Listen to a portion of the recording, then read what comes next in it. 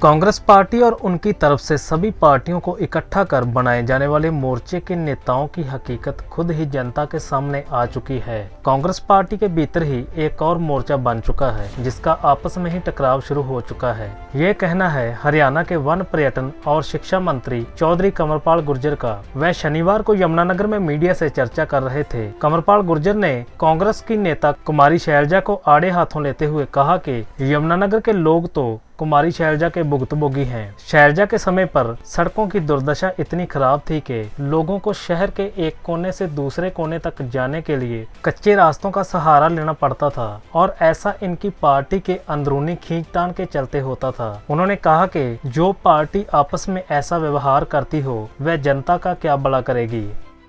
कांग्रेस में तो वाला अपना ही विपक्ष बहुत बड़ा है। वो जो मोर्चा इकट्ठा करने की बात कर रहे हैं, सारी पार्टियों को इकट्ठा करने की बात कर रहे हैं। अभी तो उन्होंने अपनी पार्टी में ही एक मोर्चा बना लिया।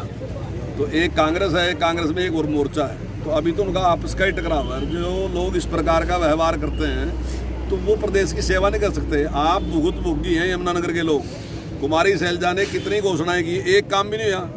आज भी अगर आप याद करो तो यहाँ से आप जब चलते थे ना, तो अगर छछरौली आपको जाना होता था तो तेलीपरे से जाते थे। तेलीपरे से मांडखेड़ी निकलते थे, मांडखेड़ी से छछरौली निकलते थे। कच्चे रास्ते, सड़क पे चल नहीं सकते थे। मतलब सड़क पे चलने की बजाय आदमी कच्चे रास्ते को चलना प्राथमिकता देख रहा था। तो ये हालात थे। इस रास्ते जब सहारनपुर जाते थे ना, तो लोगों ने इस रास्ते से जाना छोड़ दिया था कि कहाँ न जहाँ, दूसरे रास्ते ढूंढते थे। लोग इधर से जाते थे। तो ऐसे हालात इन्होंने इसलिए कर दिए क्योंकि वो इनके समर्थक नहीं थे। तो जो पार्टी इस प्रकार से अपनी पार्टी में व्यवहार करती हो तो आप सोच रहे हैं कि वो लोगों का भला कर देगी।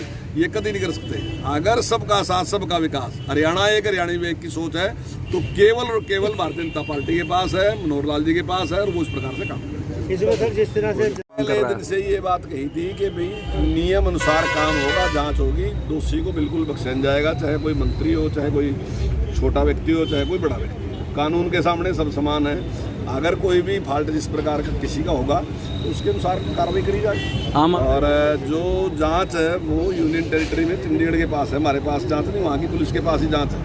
तो जो दोषियों के खिलाफ कार्रवाई करेंगे। ना भूख हड़ताल की जरूरत है, ना किसी बात की जरूरत है। विपक्ष कह रहा है कि अभी संदीप सिंह का मुद्दा भी आप विधानसभा में उठाएंगे। राजनीति करना चाहते हैं हर चीज़, और हमने कहा है कि कानून के अनुसार किसी के साथ कोई भेदभाव